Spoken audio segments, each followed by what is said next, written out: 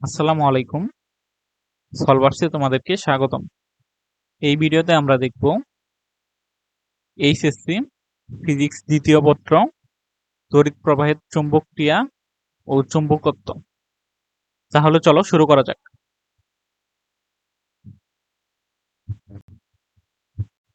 এই অধ্যায়ের সব টপিকগুলো এখানে একসাথে দেওয়া আছে। এই অধ্যায়ের টপিকগুলো হলো ওয়েস্টেডের চুম্বক ক্ষেত্রের ধারণা, বিওসেভার সূত্র, অ্যাম্পিয়ারের সূত্র, গতিশীল চার্জ, হল প্রভাব, তড়িৎবাহী তার ও চুম্বক ক্ষেত্রের বল, কক্ষপথে ঘূর্ণায়মান ইলেকট্রন, ইলেকট্রন স্পিন ও চুম্বক ক্ষেত্র, পৃথিবীর চুম্বকত্ব এবং এর উপাদান, চুম্বকত্ব, প্যারাচুম্বক, ডায়াচুম্বক, ফেরোচুম্বক, ফেরিচুম্বক, অ্যান্টিফেরোচুম্বক, চুম্বক ডোমেন, তাড়িত চুম্বক ও স্থায়ী চুম্বক, অস্থায়ী চুম্বক এবং স্থায়ী চুম্বকের ব্যবহার। আজকে আমরা শুধুমাত্র ওয়েস্টেডের চুম্বক ক্ষেত্রের ধারণা এই টপিক নিয়ে আলোচনা করব। এখানে ওয়েস্টেডের পরীক্ষা এবং তড়িৎ প্রবাহের ফলে কিভাবে চুম্বক ক্ষেত্র সৃষ্টি হয়, চুম্বক ক্ষেত্রের দিক কেমন, এগুলো নিয়ে মূলত এই প্রথম টপিকটি। ওয়েস্টেডের পরীক্ষা 1820 সালে ডেনিশ বিজ্ঞানী ক্রিস্টিয়ান 1820 সালে ওয়েস্টেড এই পরীক্ষাটি করেন। এটা মূলত পরীক্ষাটি করেন হচ্ছে 1819 সালে, কিন্তু পরবর্তীতে 1820 সালে প্রকাশ করেন। তার পরীক্ষাটি তোমরা ডান পাশের চিত্রে দেখতে পাচ্ছ।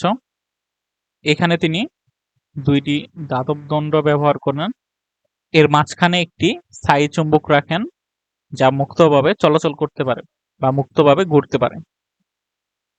তিনি এই ধাতব দণ্ডটির এক প্রান্ত ব্যাটারির পজিটিভ অংশের সাথে এবং অপর প্রান্ত ব্যাটারির নেগেটিভ অংশের সাথে যুক্ত করেন। যুক্ত করার পর দেখা যায় এখানে যে চুম্বকটি ছিল, এই চুম্বকটি তার যে আগের অবস্থান ছিল, আগের অবস্থান থেকে সরে যায়, এদিকে সরে নতুন অবস্থান এখানে চলে আসে। এরপর তিনি ব্যাটারি সংযোগকে ঘুরিয়ে দেন, অর্থাৎ এই পাশে নেগেটিভ এবং এই পাশে পজিটিভ যুক্ত করেন। তখনও দেখা যায় যে চুম্বকটি তার দিক পরিবর্তন করছে, কিন্তু চুম্বকটি আগে যেদিকে ঘুরেছিল তার বিপরীত দিকে ঘুরে যায়। তাহলে তিনি কি পর্যবেক্ষণ করলেন? পর্যবেক্ষণ করলেন যে তড়িৎবাহী তারের পাশে যদি একটি কম্পাস রাখা হয় বা একটি চুম্বক রাখা হয়, সেক্ষেত্রে কম্পাসের কাঁটাটি দিক পরিবর্তন করে বা কম্পাসের কাঁটাটি তার নিজ অবস্থান থেকে বিচ্যুত হয়। তাহলে এ থেকে কি সিদ্ধান্ত নেওয়া যায়? এ থেকে সিদ্ধান্ত নেওয়া যায় যে আমরা জানি যে একটি চুম্বক অপর একটি চুম্বককে আকর্ষণ অথবা বিকর্ষণ করে। একটি চুম্বক অপর একটি চুম্বক ছাড়া অন্য কোনো কিছু দ্বারা বিকর্ষিত হয় না। চুম্বক অন্য ধাতুকে আকর্ষণ করতে পারে, কিন্তু অন্য কোনো কিছু দ্বারা বিকর্ষিত হয় না বা অন্য কোনো কিছুকে বিকর্ষণ করে না। এখানে যেহেতু এই চুম্বক দণ্ডের বা কম্পাসের দিক পরিবর্তন হয়, তার মানে বোঝা যায় যে এখানে কম্পাসটিকে বিকর্ষণ করা হয়েছে বা কম্পাসটি অন্য একটি চুম্বককে বিকর্ষণ করেছে। এ থেকে বোঝা যায় যে যখন এই ধাতব দণ্ডে বিদ্যুৎ প্রবাহিত করা হয়, তখনই এর আশেপাশে চুম্বক ক্ষেত্র সৃষ্টি হয়। আর এই চুম্বক ক্ষেত্রের প্রভাবে এখানে যে কম্পাসটি থাকে তার দিক পরিবর্তন হয়। অর্থাৎ এ থেকে আমরা সিদ্ধান্ত নিতে পারি যে যখন কোনো স্থানে তড়িৎ প্রবাহিত হয়, তড়িৎ প্রবাহের চারদিকে চুম্বক ক্ষেত্র সৃষ্টি হয়।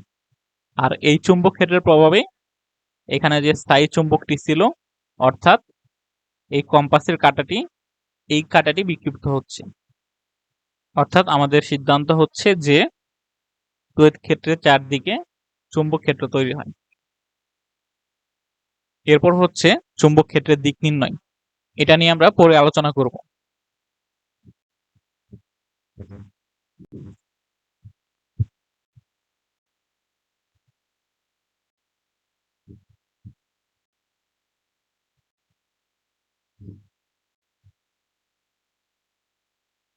এটা হচ্ছে ওয়েস্টেডের জীবনী। এখান থেকে আমাদের যা লাগবে তা হলো চুম্বক ক্ষেত্রের প্রাক্তন এসআই একক ওয়েস্টেড।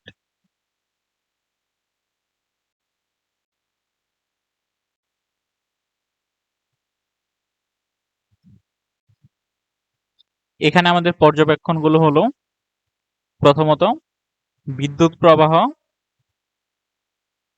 বিদ্যুৎ প্রবাহমান তারের আশেপাশে কম্পাসে কাটা বিক্ষিপ্ত হয়। এ থেকে প্রমাণ করে যে বিদ্যুৎ প্রবাহ চুম্বক ক্ষেত্র সৃষ্টি করে।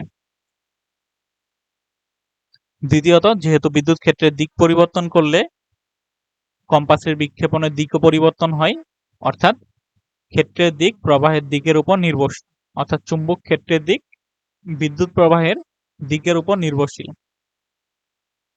এরপর তার থেকে যত দূরে যাওয়া যায় চুম্বক ক্ষেত্রের তীব্রতা তত কমতে থাকে, অর্থাৎ ক্ষেত্রের প্রভাব দূরত্বের সাথে হ্রাস পায়। আর বৃত্তাকার ক্ষেত্রে তারের চারপাশে চুম্বক ক্ষেত্র বৃত্তাকার হয়। তারকে কেন্দ্র করে সমকেন্দ্রিক বৃত্ত আঁকলে চুম্বক ক্ষেত্র বিস্তৃত থাকে। এখন চুম্বক ক্ষেত্রের দিক নির্ণয়। চুম্বক ক্ষেত্রের দিক নির্ণয়ের জন্য দুইটি নিয়ম ব্যবহার করা হয়। একটি হচ্ছে ডান হাতের নিয়ম, আর একটি হচ্ছে ম্যাক্সওয়েলের কর্কস্ক্রু নিয়ম। দুইটি নিয়ম থেকে একই ফলাফল আসে, তাই আমরা যে কোনো একটি নিয়ম ব্যবহার করলেই চুম্বক ক্ষেত্রের দিক নির্ণয় করতে পারবো। এটা যদি একটি তার হয় এবং বিদ্যুৎ যদি এদিকে প্রবাহিত হয়, সেক্ষেত্রে চুম্বক ক্ষেত্রের দিক কেমন হওয়া উচিত। এটা একটা তার, বিদ্যুৎ এদিকে প্রবাহিত হচ্ছে।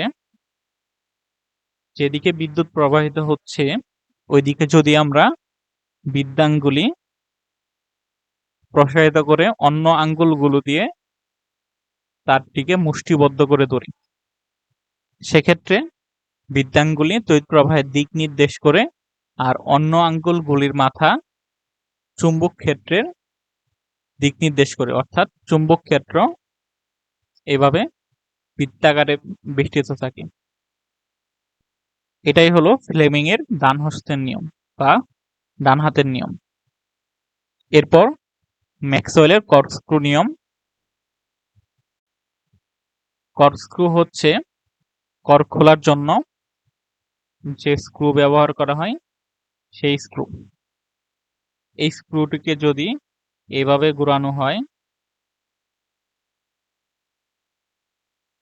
এদিকে, সেক্ষেত্রে স্ক্রুটি নিচের দিকে যাবে। আর যদি উল্টা দিকে ঘোরানো হয় তাহলে স্ক্রুটি উপরের দিকে যাবে। তাহলে এর সাথে চুম্বকের দিকের সম্পর্ক হচ্ছে, আমরা যেদিকে স্ক্রুটিকে ঘোরাবো ওই দিকটা হচ্ছে চুম্বক ক্ষেত্রের দিক, আর যেদিকে স্ক্রুটি যাবে অর্থাৎ উপরের দিকে অথবা নিচের দিকে, এই দিকটা হচ্ছে তড়িৎ প্রবাহের দিক। অর্থাৎ তড়িৎ প্রবাহ এদিকে হলে সেক্ষেত্রে চুম্বক ক্ষেত্র এভাবে হবে। আর যদি তড়িৎ ক্ষেত্র এদিক বরাবর হয় সেক্ষেত্রে চুম্বক ক্ষেত্র তার বিপরীত দিক বরাবর হবে।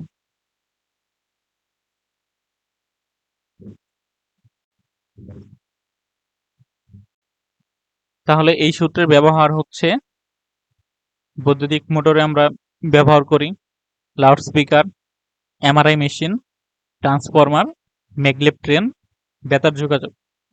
এই ছিল আজকের মতো। পরবর্তী ভিডিওতে আমরা পরবর্তী টপিকগুলো নিয়ে আলোচনা করব।